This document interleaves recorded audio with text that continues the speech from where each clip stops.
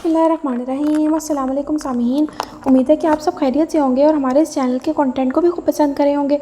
और अगर सचमुच में ऐसा है तो प्लीज़ लाजमी हमारे इस चैनल को सब्सक्राइब कर दिया करें और आगे शेयर भी कर दिया करें। आपके फ्रेंड्स या फैमिली में अगर कोई भी शख्स नावल सुनने में इंटरेस्टेड है तो उस तक हमारे इस चैनल का लिंक ज़रूर सेंड किया करें और कमेंट के ज़रिए हमें अपनी राय का इजहार तो किया करें ना कि आपको हमारा ये चैनल, हमारी नॉवेल्स कैसे लग रहे हैं। तो चलिए आज के हमारे इस नावल की तरफ चलते हैं। हम आज आपके साथ एक नए नावल के साथ हाजिर हुए हैं। नावल का नाम है हिजाब और ये तहरीर है आमना ख़ान की।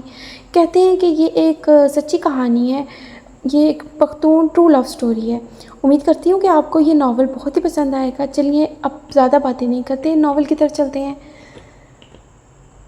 सफ़ेद चादर, निकाब चेहरा, हया की मूरत, उजली सूरत, छुपी हुई हो तो प्यार आए, किसी की दुनिया ख़िज़ां भी हो गर तो इसे जो देखे प्यार आए। ज़री उठ भी जाओ, ज़री जल्दी उठा करो, कब तक सोई रहोगी, कॉलेज के लिए गाड़ी आने वाली होगी। अल्लाह मैं क्या करूँ अपनी इस गंदी औलाद का, गाड़ी आएगी तो फिर ये इधर उधर भागेगी। ज़री की हैप्पी गुड मॉर्निंग रोज़ सुबह सुबह यही कवाली सुनकर हुआ करती थी। इसकी आदत थी कि नमाज के बाद सोना। जब अम्मा कमरे तक पहुँच आई थी, ज़री क्या है बीमा, थोड़ा तो सो लेनी दिया करे ना। वो कंबल के अंदर ही मुंह करके बुड़बुड़ाई थी। अच्छा हो जो आज तुम्हारी गाड़ी तुम्हें छोड़कर चली जाए। इसने कंबल मुंह से हटाया, उठकर बैठी और अल्फाज को ज़ोर देकर बोली, किसी की इतनी हिम्मत कि वो ज़री बिनते इब्राहिम ख़ान सवाती को छोड़ के जाए। ज़री मैं और कुछ ना सुनूं, जल्दी से उठ जाओ इससे पहले कि मैं जूती उतार लूँ। ओके मेरे अब्बा जी की मलिका, जो आपका हुक्म। ज़री अम्मा ऐसे शर्मा के भागी जैसे शादी को अभी एक ही महीना हुआ हो। उठ जाओ अब ज़रमीना साहिबा, नींद तो आपकी वैसे भी माशाल्लाह से ख़राब हो ही चुकी है। गाड़ी आने में ठीक 15 मिनट रहते थे। वो जल्दी जल्दी उठी और भागती भागती अपनी बिल्ली के पास गई, जो इसके हाथ के बगैर किसी से खाना खाना भी गुनाह समझती थी। मेरी प्यारी मानो, जल्दी जल्दी खाना खा लो। आज अच्छा ये ना हो कि गाड़ी, आज सच में ऐसा ना हो जाए कि गाड़ी सचमुच में ही मुझे छोड़ के चली जाए। लोगों को बिल्लियों से मोहब्बत हुआ करती थी इतनी, इसको तो अपनी बिल्ली से इश्क था। वो हमेशा अपनी मानों को मासूमा कहकर बुलाती थी। इसको दुनिया में अपनी मानों से ज़्यादा कोई भी मासूम नहीं लगता था। जल्दी खाना खाओ मानो, देखो मैं कितनी लेट हो गई हूँ, 10 मिनट रह गए हैं। मानो को खाना खिलाने के बाद वो भागती हुई कमरे में आई थी। अभी भी मज़ीद 7 मिनट रहते थे गाड़ी आने में। बाल वो रात को ब्रश करके खोल के सोया करती थी और वो एक पुरकशिश और पुरएतमाद शख्सियत की मालिक थी। इसकी खूबसूरत आँखें, गाल पे तिल और इसके नीचे पड़ता खूबसूरत डिम्पल इसकी खूबसूरती को और निखारता था। इसकी दोस्तें इसको डिम्पल क्वीन कहकर बुलाया करती थी। इसके चेहरे पे डिम्पल सजता भी बहुत था। इसका रंग इतना सफ़ेद नहीं था मगर इसमें इतनी कशिश थी कि वह हर एक को खींचा चला आता था। दोस्तों की महफिल में वो महफिल की जान हुआ करती थी। इसके बात करने का अंदाज़ ऐसा होता था 100 लोगों में भी वो एक अलग सी पहचान बनाना जानती थी। हमेशा मीठा मीठा बोलती थी। वो एक बाहिम्मत लड़की थी जो सच को सच और झूठ को झूठ बोलने की भी हिम्मत रखती थी और कभी डरा नहीं करती थी। चाहे आगे कोई भी हो, वो हमेशा सच को सच बोलती थी। कुछ इसके खून में भी था कि डरना तो इन्होंने सीखा ही नहीं था। बस 3 मिनट मज़ीद अल्लाह जी, प्लीज़ प्लीज़ प्लीज़, आज मेरी गाड़ी थोड़ी सी लेट आ जाए। तैयार तो वो तकरीबन हो ही चुकी थी। वो हमेशा सादगी में रहती थी, ना जाने कैसे वो इस सादगी में भी हमेशा बहुत पुरकशिश और पुरएतमाद सी लगती थी। गाड़ी दरवाजे पे थी। इसने अभी जूते भी पहनने थे, दांत भी ब्रश करने थे और नाश्ता, खैर वो तो क्या होता है इसे पता ही नहीं था। संडे के अलावा वो इसको कभी नसीब ही नहीं हुआ था।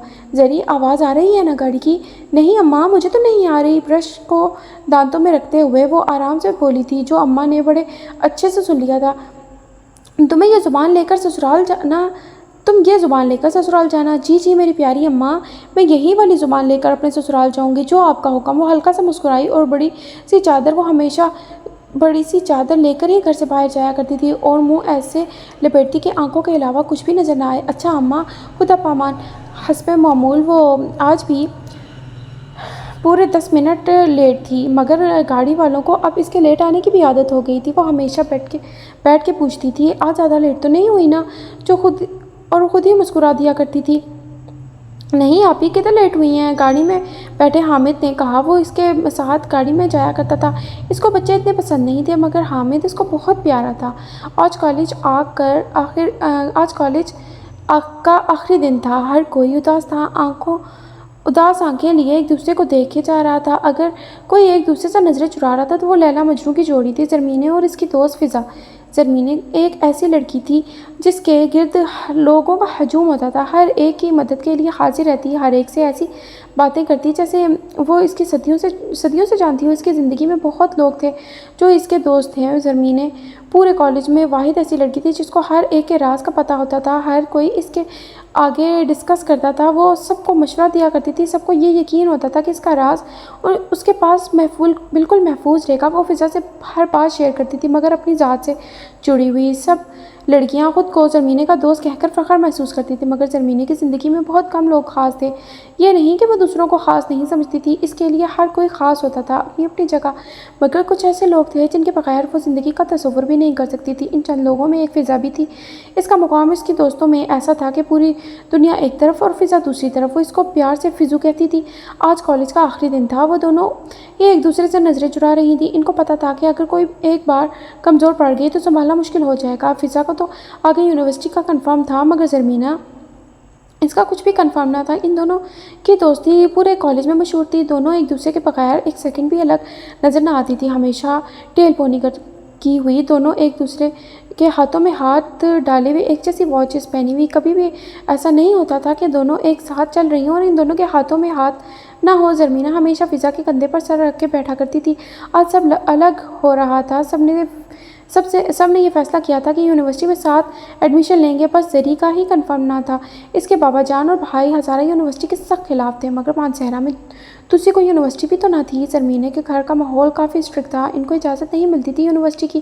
اس سے پہلے اس کے خاندان میں کسی لڑکی نے بھی کالج نہیں پڑھا تھا۔ اس نے رونا دھونا ڈال کے کالج کی اجازت تو لے لی تھی۔ وہ ایک پٹھان فیملی سے تعلق رکھتی تھی جس کے گھر سے لڑکیاں کبھی بھی باہر نہیں جاتی تھیں۔ دوسری لڑکیوں کے مقابلے میں ان پر زیادہ پابندیاں ہوتی تھیں، ان کو زیادہ سنبھل کر چلنا پڑتا تھا۔ زرمین ایسی ہی تھی، وہ ہمیشہ ضرورت سے زیادہ سوچتی۔ آج دن بھر سب یہی بات کرتے رہے، رزلٹ آنے کے بعد سب یونیورسٹی میں ملیں گے انشاءاللہ۔ آخرکار چپ کا سلسلہ ٹوٹا۔ زری، میں کہہ رہی ہوں تمہیں آگے یونیورسٹی میں میرے ساتھ ایڈمیشن لینا ہوگا۔ اگر میری مینے نہیں لے گی تو ایڈمیشن تو فضا بھی نہیں لے گی، اور اس کو اکثر پیار سے وہ مینے کہتی تھی۔ اور تمہیں پتہ ہے کہ میرے سسرال والوں کو پڑھی لکھی ہی بہو چاہیے۔ کون سے سسرال والے؟ زرمین نے چونک کے اس کو دیکھا۔ ارے ہونے والے سسرال والے، ظاہری سی بات ہے بھائی، جو بھی ہوں گے ان کو پڑھی لکھی ہی بہو چاہیے ہوگی نا۔ تو میں نے آگے یونیورسٹی جانا ہے اور آپ کے ساتھ ہی جانا ہے، آپ کو سمجھ آ رہی ہے نا بات میری؟ اس کے اداس لبوں پر ایک دم سے مسکراہٹ آئی تھی، ڈمپل اور گہرا ہوا تھا۔ وہ ہمیشہ فضا کو ماتھے پہ پیار کیا کرتی تھی، آج بھی اس نے ایسا ہی کیا تھا۔ زری، میری بات مان لو پلیز، اس نے بے بسی سے کہا تھا۔ زرمین کی خاموشی سے جھنجھلا کے اس نے چیخ کے بولا تھا، سمجھ آ رہی ہے نا میری بات؟ جی میرے تو سمجھ میں آ رہی ہے آپ کی بات، مگر میرے گھر والوں اور بھائیوں کو کون سمجھائے گا؟ دو بھائیوں کی اکلوتی اور چھوٹی بہن ہونا بھی عذاب کی بات ہے۔ بعض اوقات میں کچھ نہیں سمجھ رہی، بس وعدہ کرو کہ تم آگے ایڈمیشن لو گی۔ اچھا ٹھیک ہے، میرے ہونے والے بچے کی خالہ میں لوں گی انشاءاللہ۔ سب تم دعا کرو، تم بس دعا کرنا کہ اجازت مل جائے مجھے۔ آپ کو اجازت ملنا کون سا مشکل کام ہے، آپ کا تو ڈائریکٹ رابطہ ہے اوپر والے سے، جو چاہتی ہو مل جاتا ہے۔ بے شک میں اللہ جی کی لاڈلی ہوں۔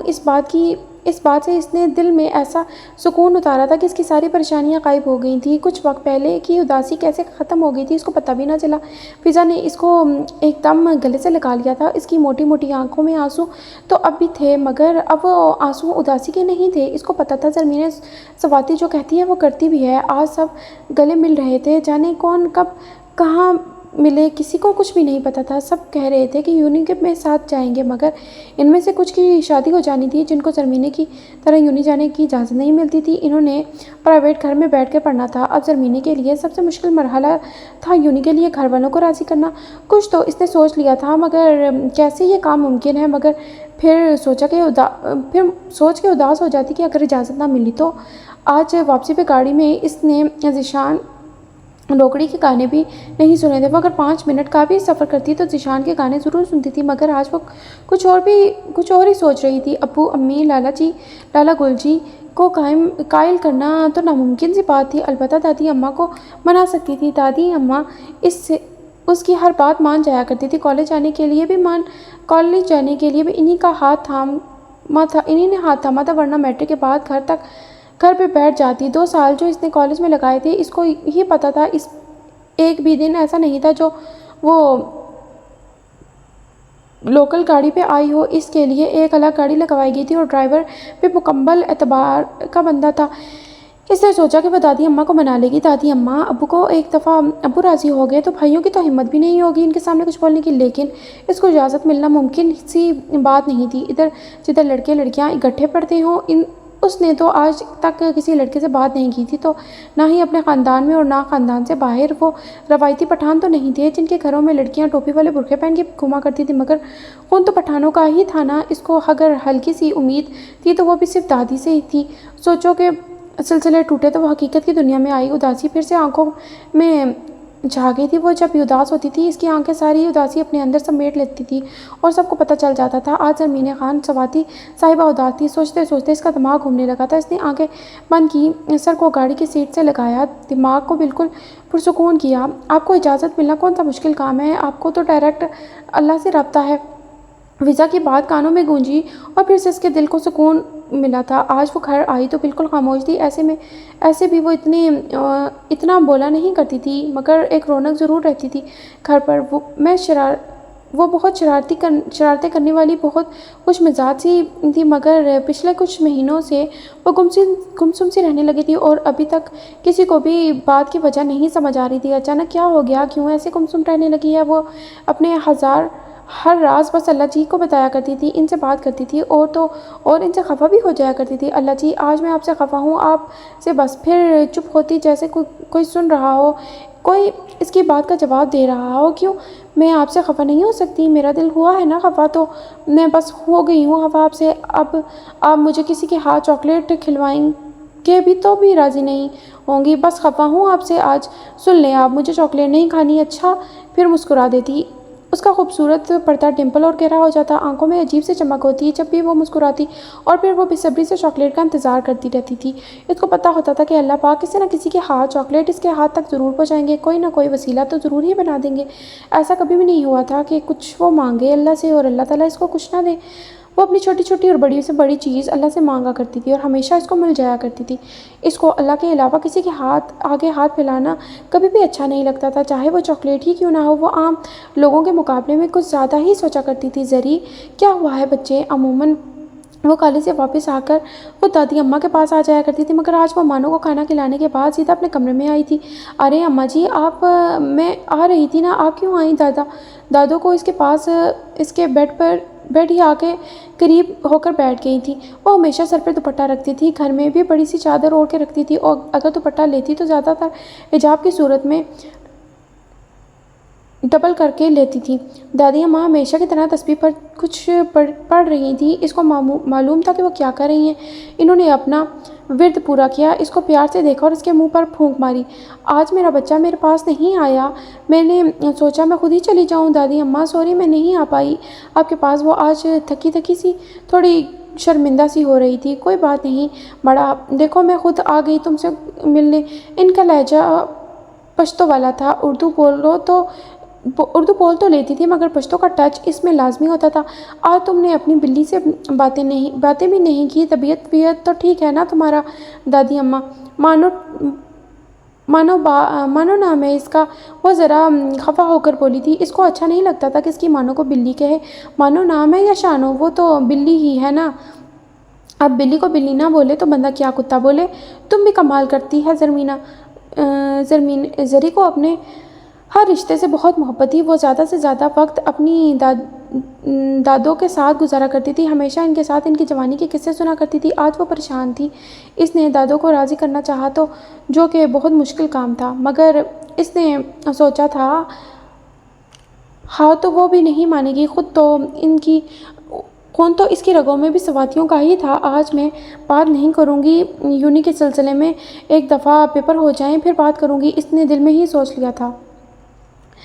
تو لوگ پڑھ رہے ہیں۔ وہ اس کے پاس بیٹھا اس کی ایک کتاب اٹھا کر صفحے ادھر ادھر کرتے ہوئے اس کو تنگ کرنے لگا تھا۔ سلطان اس کے دوسرے نمبر کا بھائی تھا۔ زرمین اس سے 1 سال بڑی تھی، مگر اس کو کبھی بھی یہ نہیں لگا تھا کہ وہ اس سے بڑی ہے۔ بھائی چھوٹے بھی ہوں تو وہ ہمیشہ بہنوں کے معاملے میں بڑے ہی ہوا کرتے ہیں۔ زری کو کبھی نہیں لگا کہ وہ اس سے بڑی ہے۔ وہ اس کو جان جی کہہ کر بلاتی تھی۔ وہ دونوں آپس میں ہمیشہ گپ شپ لگایا کرتے تھے۔ خیر سے کتنے پیپر رہ گئے ہیں میری بہن کے؟ کیوں میں آپ کو کیوں بتاؤں؟ جیسے تو مجھے پاس ہونے پر بڑے گفٹ دیں گے نا آپ اس نے منہ بنا کر جواب دیا تھا۔ اچھا تو میری طوطا مینا کا موڈ ذرا خراب ہے آج، اس نے شرارتی سے انداز میں بولا تھا۔ اماں سن بھی لینا، کیا ہوا ہے زری؟ کیوں شور کر رہی ہو؟ پتہ بھی ہے پاپا جان گھر ہیں، اچھی بیٹیوں کے ساتھ اتنا اونچا بولنا اچھا نہیں لگتا۔ ہاں تو اچھے بیٹوں کے ساتھ کیا اچھا لگتا ہے؟ نہ کہ صبح بہن کا پیپر ہو کہ وہ اس کو تنگ کرے۔ کیا کہہ دیا ہے بھائی نے جو اتنا موڈ خراب بنا رکھا ہے؟ نہیں آپ کا بیٹا تو کچھ بھی نہیں کہتا، سب کچھ تو میں ہی کہتی ہوں۔ کل بھی جان جی نے میری مانو کو اتنا ڈانٹا، وہ جو کب سے چپ بیٹھا مسکراتا سن رہا تھا فوراً سے بول پڑا۔ اف، اس بلی کا تو نام بھی نہ لینا میرے سامنے، نہیں تو میں اسے آج ہی اپنے ہاتھوں سے مار ڈالوں گا۔ بلی نہیں ہے وہ مانو ہے، وہ پھر سے غصے سے بولی تھی۔ جی ہاں، اسی مانو نے کل میرے کبوتر کو مار دیا ہوتا اگر میں وقت پر نہ پہنچتا۔ بہت اچھا ہوتا اگر مار دیتی تو، اللہ کرے وہ مار ہی دے سب کو تو بہت اچھا ہو، خود بولوں گی کہ اس کو مارے۔ اس دن وہ زرمین صاحبہ آپ کی اور آپ کی مانو کا آخری دن ہوگا اس گھر میں۔ میں لالا گل کو بولوں گی آپ کا آنے دیں آج ان کو آپ۔ شہاب اس لڑائی میں ہمیشہ بہن کی سائیڈ ہوتا تھا، اور اماں آپ ہمیشہ اپنے بیٹے کی سائیڈ ہی لیا کریں۔ وہ غصے میں اپنی کتابیں لے کر اپنے کمرے میں چلی گئی تھی۔ بندہ سکون سے پڑھ بھی نہیں سکتا اس گھر میں تو، اور زور سے دروازہ بند کیا۔ کتنی بار کہا ہے کہ نہ کیا کرو اس کو تنگ۔ امی نے خفا ہو کر سلطان کو کہا۔ میں کدھر کرتا ہوں تنگ، وہ خود ہی تنگ ہو جاتی ہے، ہر چھوٹی چھوٹی بات پہ غصہ ہوتی ہے۔ اماں ضرور اس کو کوئی پریشانی ہے، ورنہ یہ تو بہت خوش مزاج سی ہوتی تھی۔ اس کا ایسا موڈ تبھی ہوتا ہے جب یہ پریشان ہو۔ وہ بے حد فکر مندی سے ماں کو کہہ رہا تھا۔ نہ پریشان ہو تم، پیپرز ہیں نا اس کے، تبھی وہ پریشان ہے۔ انہوں نے بیٹے کو ٹالنے کے لیے کہا تھا۔ پریشان تو وہ خود بھی تھیں، پیپر تو پہلے بھی ہوا کرتے تھے، وہ اس قدر پریشان تو کبھی بھی نہیں ہوتی تھی۔ یا اللہ میری بچی پہ رحم کرنا۔ انہوں نے دل ہی دل میں دعا کی اور اٹھ کے کچن میں چلی گئی تھی۔ زرمینے کے پیپر ختم ہو چکے تھے، آج گھر میں سب ایک ساتھ موجود تھے۔ بابا جان نے سب کو دادی اماں کے کمرے میں بلوایا تھا سوائے زرمینے کے۔ اس کا دل بے چین ہونے لگا تھا، عجیب سی کیفیت ہونے لگی تھی، جانے کیا بات ہو رہی ہے، اندر کیوں سب اکٹھے ہوئے ہیں۔ وہ دروازے کے باہر آ کر کھڑی ہو گئی تھی۔ وہ کبھی اس طرح کی غلط حرکت نہیں کرتی تھی، مگر آج معاملہ کچھ الگ تھا۔ اس کے ماتھے پہ پسینے آنے لگے تھے کیونکہ اندر بات اس کی ہی ہو رہی تھی۔ اماں جی آج بھائی صاحب میرے دکان پہ آئے تھے، ابراہیم نے نرم سے انداز میں ماں کو مخاطب کیا تھا۔ ابراہیم صاحب کا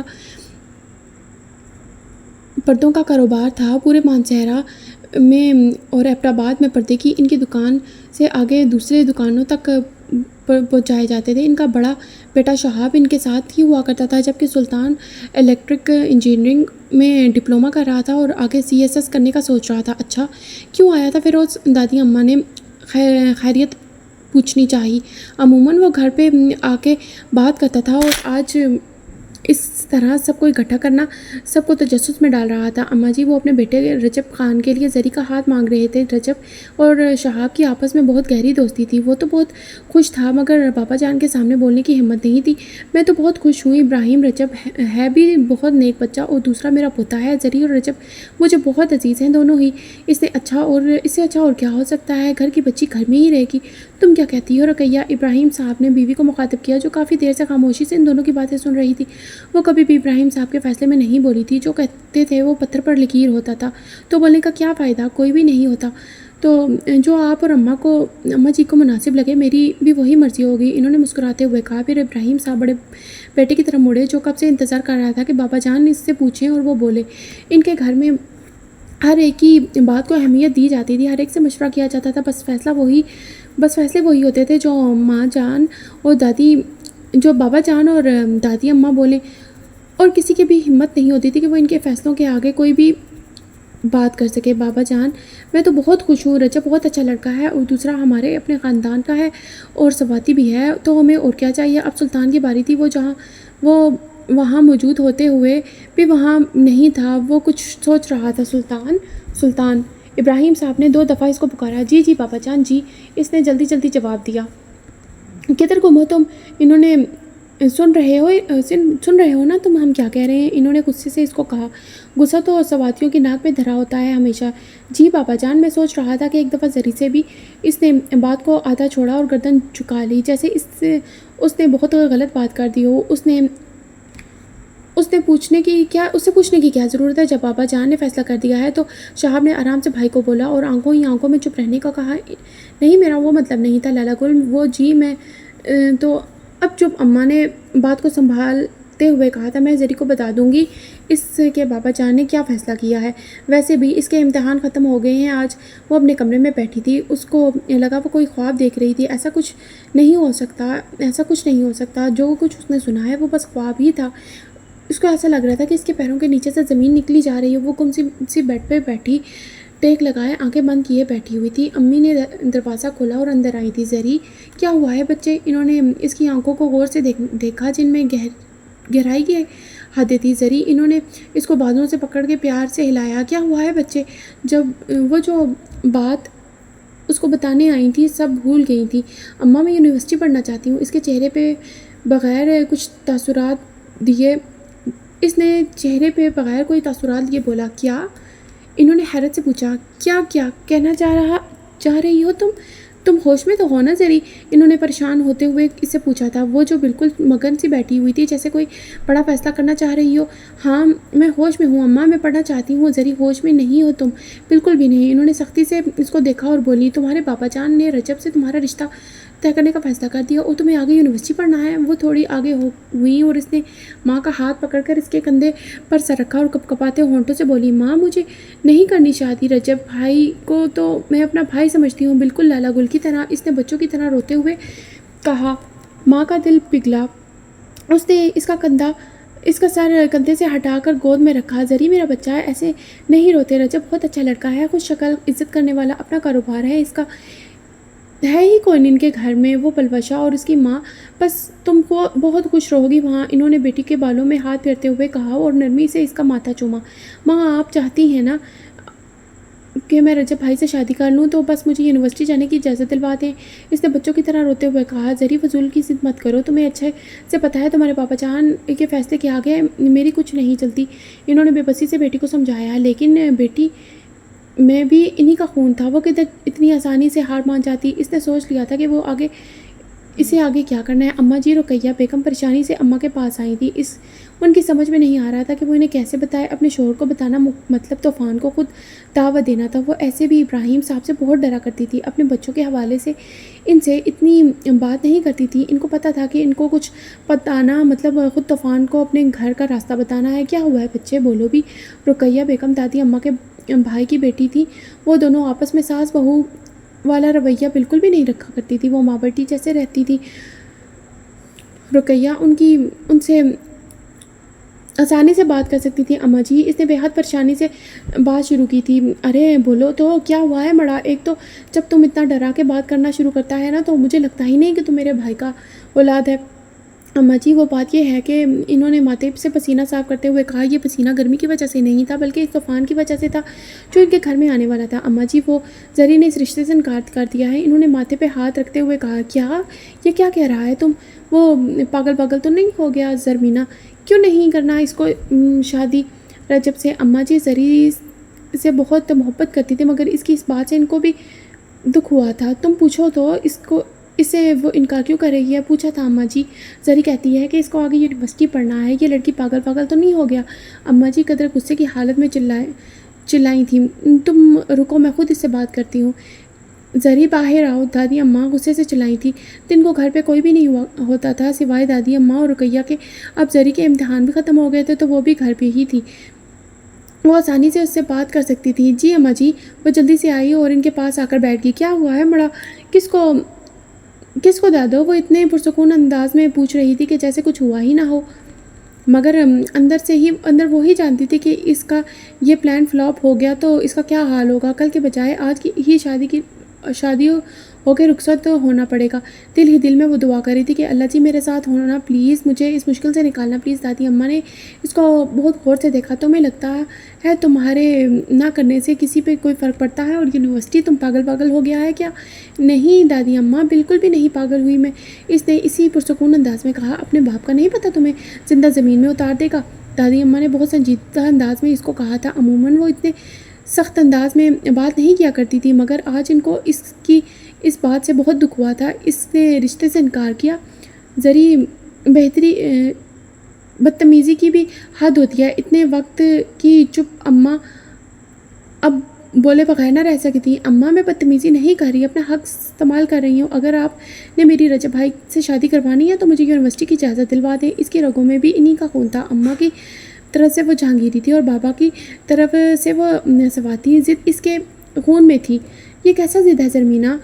دادی اماں نے پریشانی سے بہو کو دیکھا۔ بس دادی اماں آپ اس کو کچھ بھی کہیں، بس بات یہی ہے، وہ یہ کہہ کر اٹھ کر چلی گئی تھی۔ اس کو پتہ تھا تیر بالکل نشانے پہ لگا ہے۔ اماں اور دادی اماں اس کو بابا جان کے سامنے کبھی بھی ذلیل نہیں ہونے دیں گی۔ وہ بابا جان کے فیصلے کے خلاف اس کو کبھی بھی نہیں جانے دیں گی۔ وہ دونوں اب گہری سوچ میں پڑ گئی تھی۔ ان کو اپنے بیٹے کا بہت اچھے سے پتہ تھا اور اس کی اولاد کا بھی۔ ضد پہ تو وہ تینوں اپنے باپ پہ گئے تھے۔ آج رات کو ہی فیروز صاحب اپنی بیگم اور بیٹی کے ہمراہ باقاعدہ رشتہ لے کر آئے تھے۔ ان کا رواج تھا جب بھی رشتے کے لیے جاؤ تو پھلوں کی ٹوکری کے ساتھ لے کر جاؤ۔ بلوشہ زرمینے کے پاس آئی تھی اور وہ رجب سے بہت چھوٹی تھی، زرمینے سے بھی 2-3 مہینے چھوٹی ہی تھی۔ زری تم خوش تو ہو نا؟ اس نے اس کے چہرے کو دیکھ کے انتہائی تشویشناک انداز میں پوچھا تھا۔ بابا جان خوش ہیں تو میں بھی خوش ہوں، اس نے سرسری سے جواب دیا، جیسے وہ مزید اس سے اور کوئی بات نہ کرنا چاہ رہی ہو، مگر وہ بھی بلوشے تھی، کدھر چپ رہنے والی تھی۔ جب اس کو ایسا لگے کہ اس کے بھائی کے لیے جو لڑکی مانگی جا رہی ہے وہ خوش نہیں ہے۔ زری تم کسی اور کو پسند تو نہیں کرتی؟ اس نے اس کے چہرے کو مکمل دیکھتے ہوئے کہا۔ زری کو لگا جیسے اس کے پیروں کے نیچے سے کسی نے زمین کھینچ لی ہو، اس کے سر سے کسی نے چادر اتار لی ہو۔ اس نے بہت حیرت سے اس کو دیکھا تھا۔ کیا کہا تم نے؟ پھر سے کہنا ایک دفعہ۔ اس نے اس قدر غصے سے پوچھا کہ بلوشہ کو خود ہی اپنے سوال پر شرمندگی ہونے لگی۔ ارے میں تو مذاق کر رہی تھی۔ وہ اپنی شرمندگی کو مٹانے کے لیے پھیکا سا مسکرائی اور وہاں سے اٹھ کے دادی اماں کے پاس گئی جدھر سب بڑے بیٹھے تھے۔ اماں آپ کچھ بولیں گی نہیں؟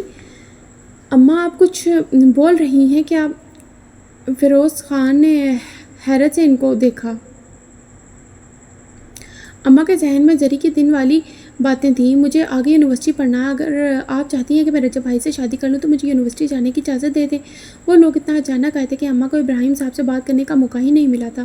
وہ اب بھی کچھ گمسم سی تھی، انہوں نے ابھی بھی بیٹے کی بات نہیں سنی تھی۔ اماں آپ ٹھیک تو ہیں نا؟ ابراہیم صاحب اماں کے پاس آئے اور ان کے ماتھے پہ ہاتھ رکھتے ہوئے پوچھا۔ ہاں مڑا میں ٹھیک ہوں، مجھے کیا ہونا ہے بھلا؟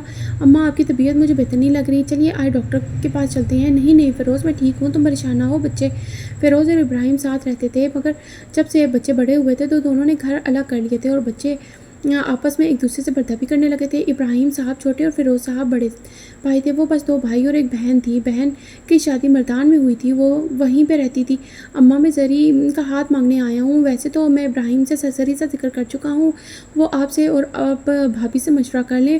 فیروز صاحب ماں کے پاس بیٹھے ان کو کہہ رہے تھے۔ رقیہ بیگم اور فیروز صاحب کی زوجہ بھی وہیں میں موجود تھی، مگر دونوں نے ایسے چادر رکھی تھی کہ منہ سارا نظر نہ آئے، اور وہ لوگ پردہ کرتی تھیں ایک دوسرے کے شوہروں سے بھی۔ وہ شروع سے ہی پردہ لیا کرتی تھی جب ساتھ ایک گھر میں رہتی تھی۔ فیروز رجب میرا بیٹا ہے، بچی بھی میرے گھر کی اور بچہ بھی گھر کا ہی ہے، اس سے اچھا اور کیا ہو سکتا ہے؟ گھر کی بچی گھر میں ہی جائے گی، مگر میری ایک شرط ہے، زرمینہ 2 سال یونیورسٹی میں پڑھے گی۔ تم کسی کو پسند تو نہیں کرتی؟ زری کو پروشا کی یہ بات گولی کی طرح لگی تھی۔ وہ کس لڑکی کو کہہ رہی تھی؟ اس کو جس نے آج تک کسی نامحرم کو دیکھا تک نہیں تھا، کسی نامحرم کی زبان سے اپنا نام تک نہیں سنا تھا، کسی نامحرم کا خیال اپنے دل میں بھی نہیں لایا تھا۔ وہ تو گہری چادر لیتی تھی تاکہ اس کا ایک بال بھی کسی کو نہ نظر آئے۔ وہ تو ایسے بات کرتی تھی کہ اس کی آواز بھی کوئی نہ سنے، تک کہ کسی نامحرم کو اس کی آواز بھی نہ آئے۔ وہ اللہ پاک اور آقا جان کے بغیر کسی کی محبت کو تصور بھی نہیں کر سکتی تھی۔ وہ کسی نامحرم کو پسند کرے گی؟ اس نے یہ سوچتے ہی توبہ توبہ کہا، کانوں کو ہاتھ لگایا تھا۔ اے اللہ پاک، میرے دل میں کبھی بھی کسی نامحرم کی محبت نہ ڈالنا، میرے دل سے اپنی محبت اور اپنے محبوب کی محبت کبھی بھی نہ نکالنا۔ میں خوش ہوں تیری محبت میں، مجھے کسی انسان کی محبت کی کوئی طلب نہیں ہے، مجھے اپنی محبت سے کبھی بھی محروم نہ کرنا میرے مالک۔ اس نے ہاتھ اٹھا کے دعا کی تھی اور کچھ دیر ویسے ہی وہاں پہ خالی صحن لیے بیٹھی رہی تھی۔ یہ دعا کرتے ہوئے اس نے کب سوچا تھا کہ وہ مرے گی بھی تو کسی نامحرم کی محبت میں؟ سب لوگوں نے چونک کے دادی اماں کو دیکھا تھا۔ تم لوگ اس کو میری شرط سمجھو، میرا فیصلہ یا میرا حکم۔ میں چاہتی ہوں زری 2 سال یونیورسٹی میں رہے، رہ کے اپنی تعلیم مکمل کریں۔ اماں کو پتہ تھا کہ زرمین اگر خود یہ بات کرے گی تو اس کی کوئی بھی نہیں سنے گا۔ وہ اس کی دھمکی سے نہیں ڈری تھی بلکہ اس کی خواہش کا مان رکھنا چاہتی تھی۔ زری بہت کم کوئی خواہش کرتی تھی اور نہ جانے کیسے غیبی مدد ہوتی تھی اور اس کی ہر خواہش پوری ہو جایا کرتی تھی۔ اماں جی آپ کیا کہہ رہی ہیں؟ ہمارے خاندان میں پہلے کسی نے یونیورسٹی پڑھی ہے جو اب ہم انوکھا کام کریں گے؟ میں تو اس کے کالج جانے کے لیے بھی خلاف تھا، آپ نے یہ زبردستی اس کا داخلہ کروایا تھا اور اب یونیورسٹی۔ ماں کی اس بات سے اس کا دماغ بالکل کنٹرول سے باہر ہو گیا تھا۔ بے شک وہ اپنی ماں سے بہت محبت کرتا تھا مگر یہ کام اس کو یقین ہی نہیں آ رہا تھا کہ اس کے گھر میں بھی کبھی یونیورسٹی کا ذکر ہو سکتا ہے، وہ بھی اس کی بیٹی کے لیے۔ اماں ابراہیم ٹھیک کہہ رہے ہیں، اب ہماری بچیاں بھی باہر جائیں گی، غیر مردوں کے ساتھ بیٹھیں گی، پڑھیں گی، جو بات ہمارے خاندان میں کسی نے سوچی بھی نہیں ہے، ان کی شروعات ہم کریں گے۔ اماں بہت غلط بات ہے یہ، میں تو کم از کم اس بات کے حق میں بالکل بھی نہیں ہوں۔ فیروز صاحب نے بھی ماں کے اس فیصلے سے بہت حیران ہوئے تھے۔ وہ کیسے اتنی بڑی بات ایسے اس موقع پر کر سکتی ہیں جب ہم رشتے کی بات کرنے آئے ہیں؟ اماں جی آپ کو پتہ بھی ہے کہ ہزارہ یونیورسٹی کے کیا حالات بنے ہوئے ہیں، لڑکے آپس میں ایک دوسرے کو مار رہے ہیں، لڑکیوں کے لیے آپ کو پتہ بھی ہے کس طرح کے لوگ ہیں ادھر۔ شہاب نے بظاہر تو نرم لہجے میں دادی اماں کو بتایا مگر اندر سے اس کا دل ہی جانتا تھا کہ کیا گزر رہی ہے۔ ہزارہ یونیورسٹی کے نام سے ہی اس کو نفرت تھی۔ لالا گل بالکل ٹھیک کہہ رہے ہیں بابا جان، ادھر کے حالات ایسے نہیں ہیں کہ ہم اپنی عزت کو ادھر بھیجیں۔ ادھر صرف لڑکیاں ہی نہیں لڑکے بھی ہیں اور ہیں بھی ہر طرح کے گھروں سے۔ سلطان نے بھی بھائی کی بات کو آگے بڑھاتے ہوئے کہا تھا، دادی اماں نے سب کی باتیں بہت آرام سے سنی تھی۔ مطلب اب تم سب اتنے بڑے ہو گئے ہو کہ ہمارے فیصلے میں بولو گے، اب ہم شاید فیصلہ لینے کے قابل ہی نہیں رہا۔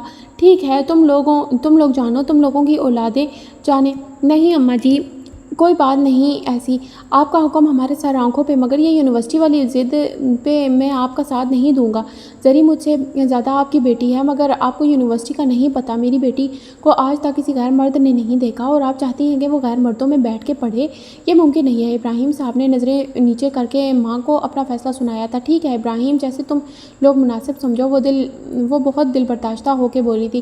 اماں جی آپ میری بات کو کیوں نہیں سمجھ رہی؟ خدا کے لیے مجھ سے خفا نہ ہوں، آپ ایسا نہیں سوچ سکتی۔ میں جانتا ہوں یہ سب زری نے کہا ہوگا آپ سے، انہوں نے بہت دکھ سے کہا اور زری کا نام لیتے ہوئے ہی ان کو عجیب سا جلال آیا تھا۔ وہ لوگ بیٹی کو کچھ کہنا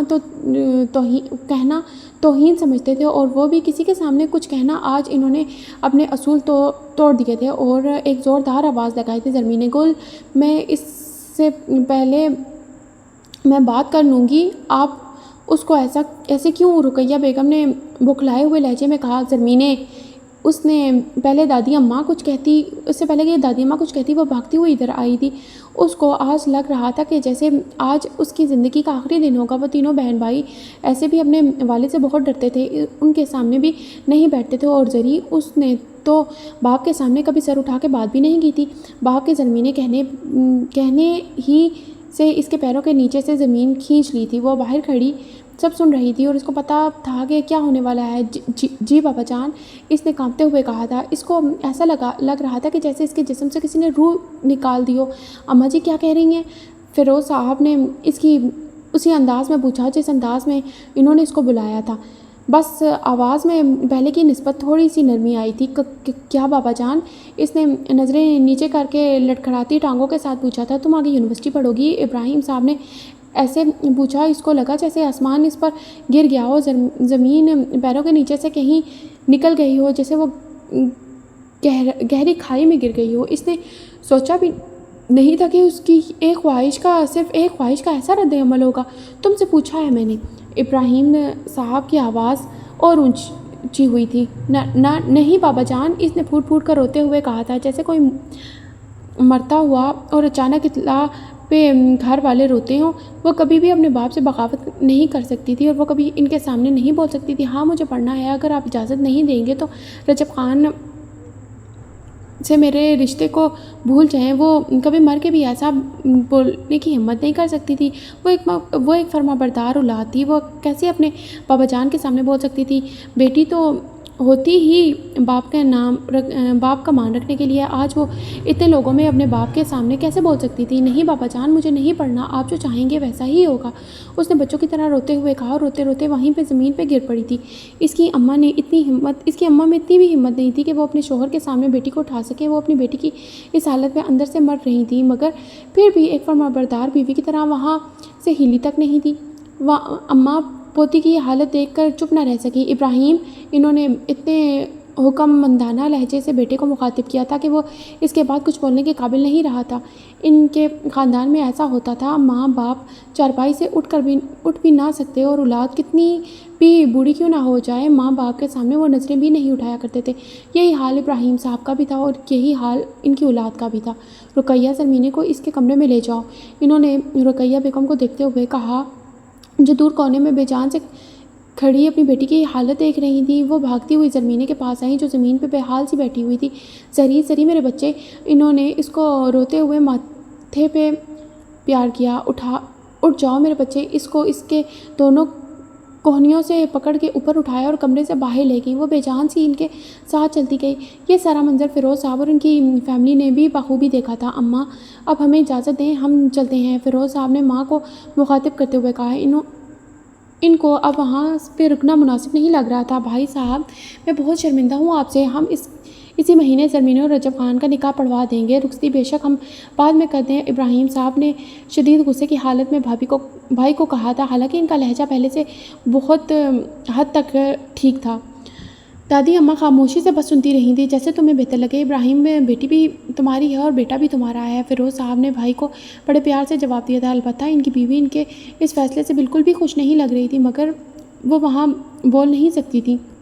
ان کے خاندان کا اصول تھا، جدھر مرد بولتے ہیں وہاں پہ عورتیں خاموش رہتی ہیں۔ اماں، اس مہینے کی 25 تاریخ مناسب رہے گی، ابراہیم صاحب نے ماں کی طرف دیکھتے ہوئے کہا تھا۔ آج انہوں نے پہلی بار ماں کے سامنے انکار کیا تھا، پہلی بار ماں کے ہوتے ہوئے اپنا فیصلہ کیا تھا۔ کہتے ہیں سوادی غصے میں کچھ نہ سوچتے ہیں نہ کچھ سمجھتے ہیں، بس فیصلہ کر دیتے ہیں۔ آج بھی ایسا ہی ہوا تھا، بغیر سوچے سمجھے حیا میں لپٹی بیٹی کا فیصلہ ہوا تھا۔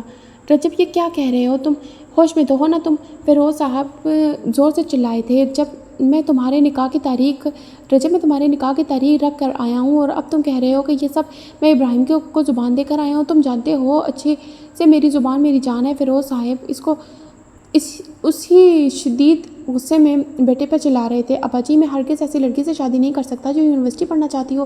رجب نے آنکھیں نیچی کر کے باپ کو فیصلہ سنایا تھا۔ نازیہ بیگم نے گھر آتے ہی اپنے بیٹے کو وہاں کا سارا منظر بڑھا چڑھا کر سنا دیا تھا۔ یہ تو فیروز صاحب کی ضد تھی کہ ان کے گھر کی بہو ان کے بھائی کی بیٹی زری بنے، ورنہ وہ تو اپنی بھائی کی بیٹی کو یہاں بیاہ کر لانا چاہتی تھی۔ میں اب ابراہیم سے کیا کہوں گا کہ میرا بیٹا تمہاری بیٹی سے اس لیے شادی نہیں کر سکتا کیونکہ وہ یونیورسٹی جانا چاہتی ہے؟ یہ کوئی بات ہے کرنے والی؟ فیروز صاحب کو اس بات سے بہت زیادہ طیش آیا تھا۔ ان کا بس نہیں چل رہا تھا کہ وہ اٹھیں اور اپنے بیٹے کو مار مار کر نیلا پیلا کر دیں۔ فیروز صاحب کا ایک ہی بیٹا تھا، ان کو بہت عزیز بھی تھا، اور اس کی کوئی بات وہ نہیں ٹالا کرتے تھے، مگر یہ بات مانی جانے والی ہی نہیں تھی۔ ابا جی، آپ یہ چاہتے ہیں کہ میں اس سے شادی کر لوں اور اس کو گھر لے آؤں اور اپنی زندگی کو تباہ کر لوں؟ اگر آپ ایسا چاہتے ہیں تو ٹھیک ہے۔ اس نے انتہائی نرم لہجے میں نظریں نیچے کر کے بات کو کہا تھا۔ فیروز صاحب کو پتہ تھا کہ اگر اس نے انکار کر دیا ہے تو شادی کے بعد وہی ہوگا جو اس نے ابھی کہا ہے، اور یہ وہ نہیں چاہتے کہ ان کی بھائی کی بیٹی ان کے گھر آ کے کوئی دکھ اٹھائے۔ چلیے جی، آج کی ہماری ایپیسوڈ یہیں تک تھی۔ امید ہے کہ آپ کو ہمارا یہ نیا ناول پسند آ رہا ہوگا۔ تو ملیں گے کل نیکسٹ ایپیسوڈ کے ساتھ۔ شکریہ، اللہ حافظ۔